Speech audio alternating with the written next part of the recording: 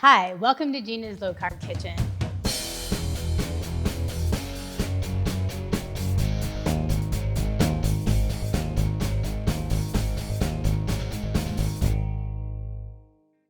Today we're going to be making a scratch chicken Alfredo, so good.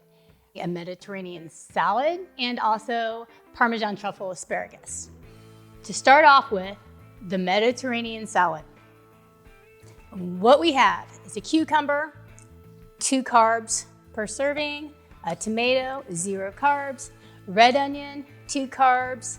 We have mozzarella, fresh mozzarella pearls that you can find in any grocery store in the little round package. 0 carbs, 0 sugars. Mediterranean feta cheese, 2 carbs per serving, and bread dipping Italian seasoning, 0 carbs. All right, so first what we're gonna do is we're gonna start off with the cucumber. And how I like selecting a cucumber is I like to run the pad of my thumb over the skin. And if it's wrinkly at all, or if you can feel any give, the cucumber's been there for a while, so get one that feels fresh and tight. Stop with the jokes. It's very hard for me. I'm trying to be good. Be good, Gina, be good. So anyway, we're gonna start with the cucumbers. We're gonna slice them. You get them in little sweet little piles here. Basically, I try to do like 3s to get them to the size I want. If you have a preference, you can do by 4s or however you like. There you go, got 4. Line up all your little soldiers. There you go, there you go. In fact, you should always keep your knives as sharp as possible. In fact, I tell people, I said this one time, I didn't mean it to come out how it came out, but it was really funny and the look on their face was worth it. And now I feel like I want to say it more often in conversation. We were talking, I'm like, yeah, I really value a sharp knife. In fact, sometimes when I'm bored, I sharpen my knives. And their face was like, and I'm like, that worked out. So anyway, I sound like Wednesday from the Addams Family, but it is true, I sharpen my knife sometimes when I'm bored. A trick when you're slicing vegetables, especially green onions, you want to slice all the way through and bring it down so it falls, because you might not get that little skin, and then you have to cut, and then you have to go back, and you have to cut again, and just be good through with the follow through. Move these guys over, what you're gonna wanna do. All right, next we have a red onion, and I'm really weird about the red onion because I will stand in the grocery store and I will peel the skin off. I'm like, come on, I got you. And I'm peeling it off, I'm like, you know that little inside one that's stuck and you're like, come on, you're just trying to get it to roll. Okay, I'm that weird person standing in the grocery store. I have like kids coming by, they're getting pushed in their carts with their parents, like, Mommy, what is she doing? And if it's like a man, he's like, mind your business. No, but I cook enough, and the red onions, it's hard to tell what kind of shape they're in. And if they don't rotate them in the grocery store, they get rotten. So it's important to me. So I will stand in the grocery store and I will peel the onion to make sure I get a nice one. Because nothing's worse than when you need a red onion and you buy a red onion, and then when you're making your meal, it's less than fresh. And now you don't have a red onion. All right, so what I do, onions. And by the way, I have a little bowl that I keep in my sink, and that's where I put all my waste. So what I do is I just make coins. You get a loud onion, and sometimes, and you notice that they'll be juicy. All you have to do is run it under cold water and just rinse it, and then it will usually get rid of the onion smell. By the way, okay, I'm 48. Well, I'll be 48 in January, and you always hear like what people are saying out and about, because I pay attention. And someone said, "Oh my God, he has an onion butt," and I'm like, what does an onion butt mean? I don't know. Okay, so first I thought, maybe it was like the shape. I'm like, I guess an onion, it could be sexy. I don't know. But I found out an onion butt is when someone has a butt that's so fine, makes you want to cry. There you go. So anyway, chop onions, get along. I get distracted easy. I don't get out much. And so in my mind, what I'm doing is I'm pretending you're, all watching, and you're like, it'll keep me going for hours, guaranteed. And once you get these ingredients, good to go, you're going to TV magic.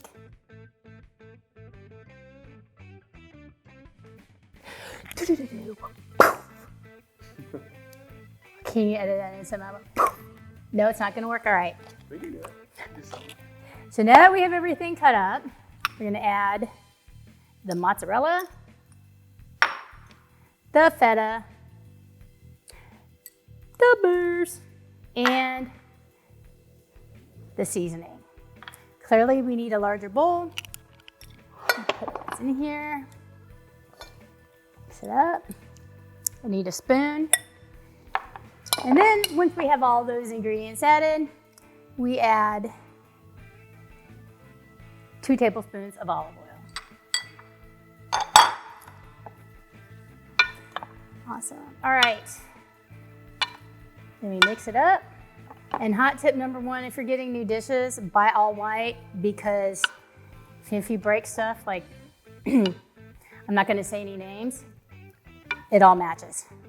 Easy. You put it in the refrigerator and then you let it chill while we bake the rest of the meal.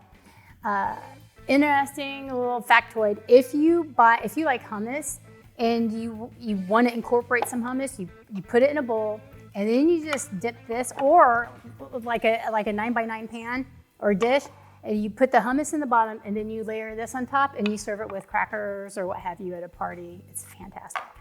Stacy, my dog's just over there doing what a hound dog do, yo. She lives here. I can't get her stopped.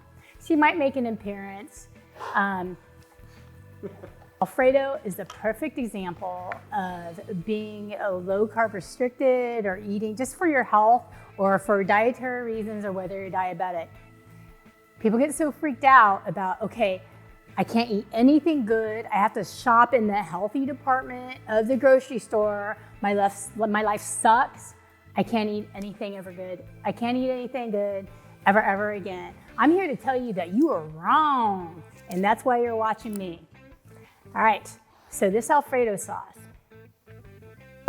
1 stick of sweet cream butter, and it's very important that it's sweet cream.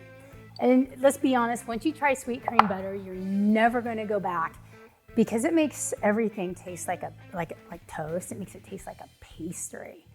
But really, it's important in this. Is it wrong that I kind of find that enjoyable? Okay, I can't do this. Okay. So anyway, I did enjoy that.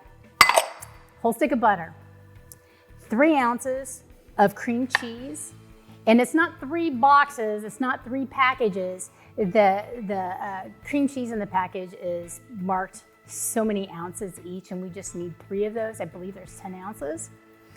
So there you go. And then 1.5 cups of heavy whipping cream. By the way, everything that I'm making here, you guys, 2 carbs per serving of this Alfredo sauce when it's all done and said. You can basically mainline my Alfredo sauce and still come out alive, and just make you feel like you're alive, because it's good. If you like it a little spicier, or if you have a husband, Gina, this is for you, who loves nothing more than to eat spicy jalapenos, what you can do, instead of your traditional Alfredo sauce, you could put in 3 ounces of the Philadelphia spicy jalapeno cream cheese instead. It totally changes things. And there's 7 ounces in here, so just mark them by 7, do 7 lines and take out 3, and that will make up your recipe. All right. Now, the important thing, I just want to poke it with my finger, because it's like Stonehenge up in my Alfredo sauce. Hold on a second. I kill you. Boink. Okay, good enough. So you have your butter, your cream cheese and your heavy whipping cream inside your pan. One thing that's important to remember about Alfredo is you never want to let it boil. You just want to get it hot enough or warm enough so that it will actually melt cheese, because it will ruin the lava-like effect of the gloriousness of my Alfredo sauce if you let it boil. Don't let it boil. So next we're gonna do chicken. The recipe that I'm doing today calls for 4 chicken breasts, but for cooking time, or if you have a lot of people coming over, with as much stuff as they pump into our protein these days, these are huge breasts, and no one, if it's just so huge. I mean, okay, wait. Watch this.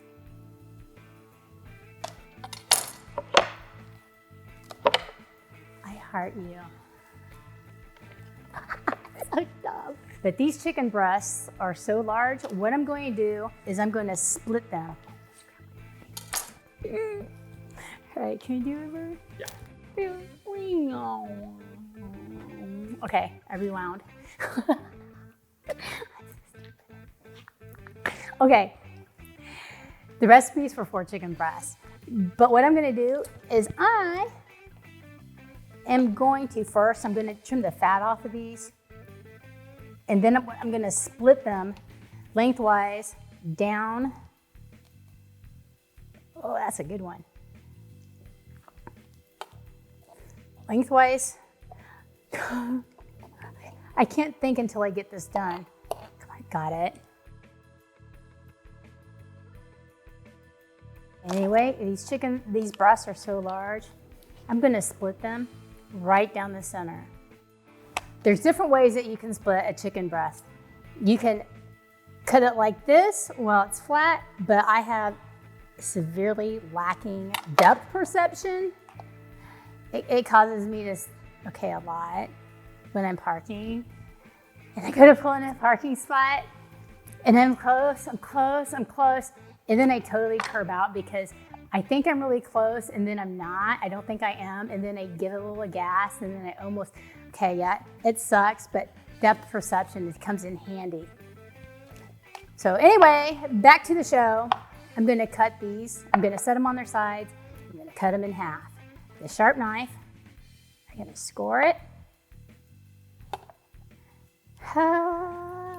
And okay, a dirty, rotten, filthy mind. You're gonna have to live with it. It brings me so much pleasure. Okay. After we've split the chicken breasts, what we're gonna do is we're gonna season them. That's 2 tablespoons of olive oil, 2 teaspoons of Italian seasoning. You're gonna take a barbecue brush, stir that in there, an effort to keep your hands clean and not drive yourself crazy with getting the seasoning exactly even. Because that person. Smack it up, flip it, rub it down. Oh no, I need a body bag. Okay, stop, Gina. Focus. And then of course, you can adjust this recipe however you need to. You add more olive oil, more seasoning, less or less. But keep in mind, when you're cooking the chicken, you're gonna have some olive oil in the pan as well. Since we have the chicken seasoned, let's go over, prepare the pan, and see how our Alfredo sauce is doing. We add the tablespoon of garlic. I'm just gonna dump the seasoning in there. There you go. Now you wanna whisk this, and I put the garlic in. After all the heating is done because I want it to be fresh and not overcooked. All right. Now, see this whisk? Trust me, if you are looking for a whisk, it's very important to buy a metal whisk because the rubber ones, they get tired and they're sad and they break and you can't use them and you just keep buying, rubber whisks. Metal whisk where it's at. Now, this cheese, it's important. I put a cup and a half in. If you do not like it very thick, what you need to do is reduce your cheese, start off with a cup, and then whisk some more in. But like I said earlier, I like it like a lava flow. I don't care for a thin sauce. And you just mix it in there. What? Do you see this? Oh. That is how I like my Alfredo. Oops, sorry about all that noise. You see that cheese? FYI, this Alfredo sauce freezes beautifully and it makes the perfect sauce for like a chicken Alfredo pizza, or like if you want a breakfast pizza with a little bit extra. It's just all around good stuff. You can also save the leftovers and have some like baguette breads with it and put it in a little warmer and take it to parties and have people dip into it. Yeah, you'll score a lot of points. Look. So my friend said you should see my face more often. So. Yum! All right. What we're gonna do is we're gonna get prepared to cook the chicken. 2 tablespoons of olive oil. Now I like to tell when the pan's hot enough, I put a little piece of meat in there, and when it starts to fry, I know it's time to put my chicken on. And yeah, I do this all the time, and I honest to God, I don't know why I do it. I will flip this little piece of chicken over so it will get evenly cooked. I have issues, and that's okay. I've made friends with them. And the reason why I wait for the pan to get hot is because I want to get a good sear on one side of the chicken, and then I don't want it sitting there in the olive oil absorbing it all, waiting for it to get warm. I do. Put the chicken in there. And purely for aesthetics, as far as how it looks, I like to get that sear on the one side, move them around,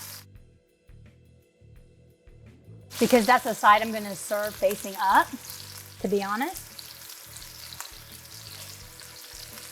So we'll cook it at a higher heat on this side until they get a good little golden sear, and then I will reduce the heat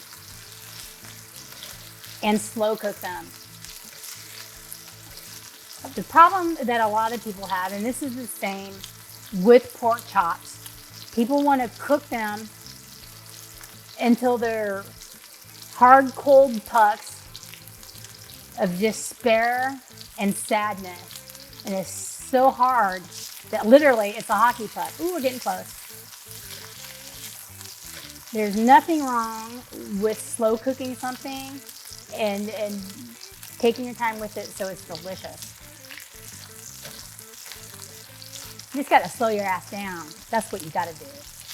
Oh, almost got myself. Yeah, that looks nice. There you go. Good enough. Get a little color. Now what I'm gonna do is I'm gonna reduce the heat and let them slow cook. And here's how you can check to see if your chicken is finished. I put a little slice in there. Check. Definitely not done. Definitely. But see these small ones, it's finished there. Oops, let me do it here. Almost finished there. If I had guests coming over and I wanted to go ahead and pull it out and let it rest, it would be fine because it would be finished cooking by that time. Definitely not. All right, now let them cook a little bit more.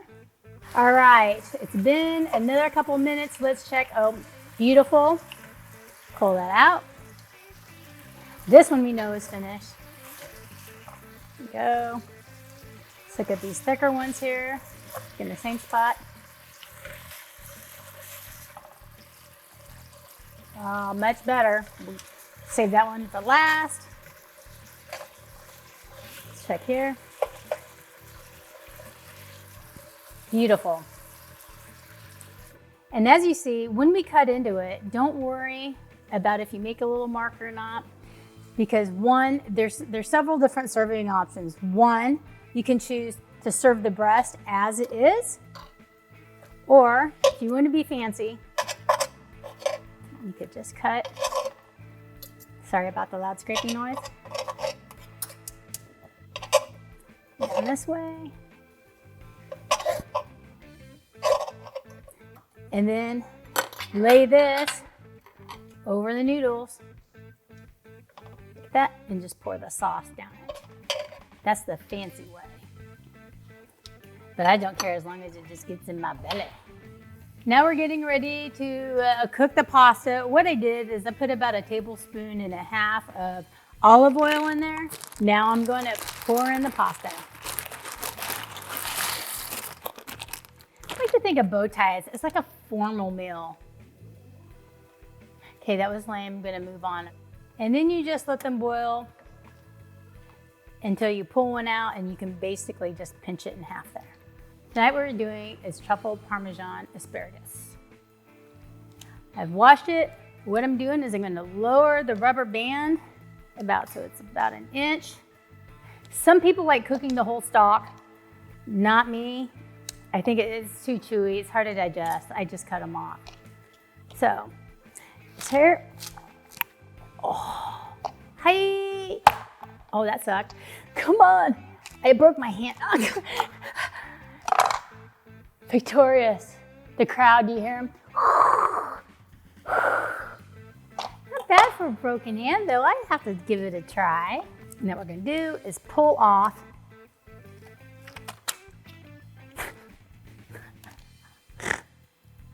Oops, I snorted a little bit. Did I say yes? I snorted.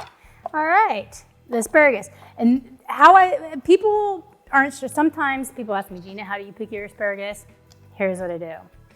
When I'm in the grocery store, I feel the tips of them, because when these bad boys go bad, it happens fast. You feel them, make sure there isn't anything residue or anything sticky that comes off on your finger. You smell them.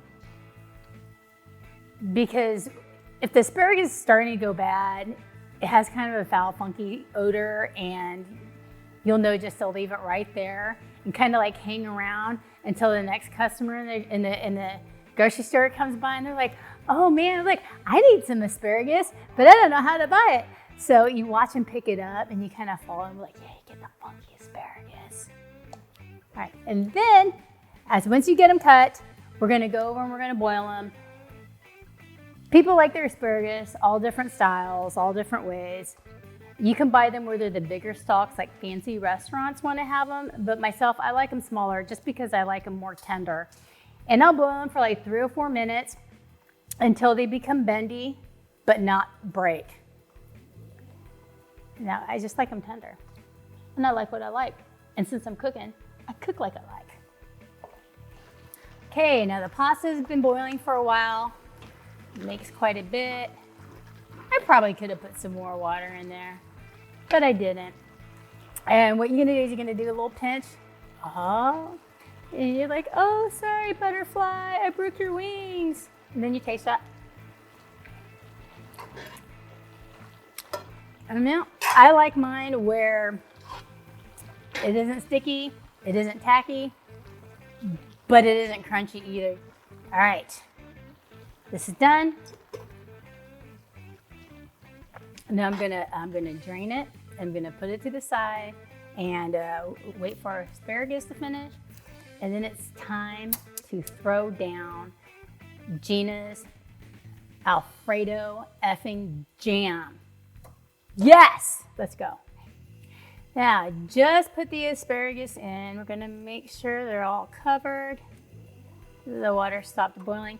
But literally, folks, this only takes if you like them really tender and smushy, 4 minutes. So be very mindful about not walking away from these once you put them in there, or they're just gonna be a mushy mess. Now that the asparagus have been there for about 3 minutes, perfect. That one twist, but good. And then we're gonna pull them out. So anyway, the chicken's done. I'm gonna be a little fancy tonight. I'm gonna go ahead and chop. Oops, it's coming apart.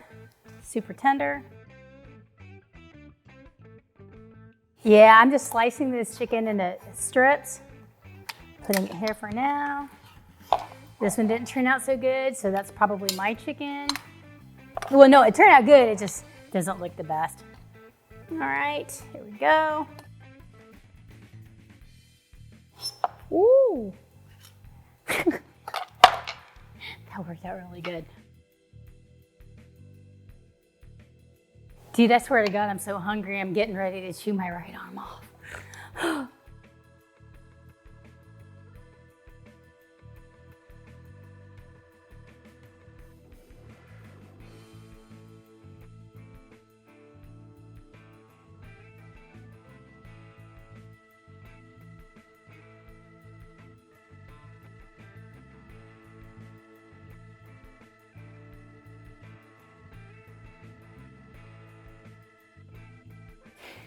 So this is what 18 indulgent carbs look like.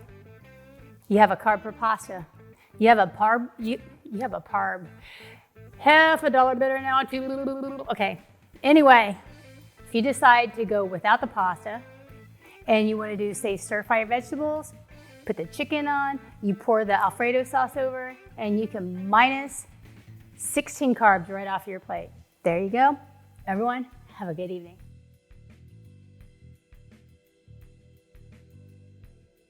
Okay, dude, are we done? Because 1, I'm gonna chew my right arm off. 2, my feet hurt really bad. Are you recording? Is this recording? Oh, look at that, okay. That's good, you want one? Oh, yeah. Here you go. This is for you. Reach around here, let's cheers asparagus. Huh? You asparagus without me. No, you already. Oh, man. Okay, I'm gonna go eat this shit. Let's go. All right.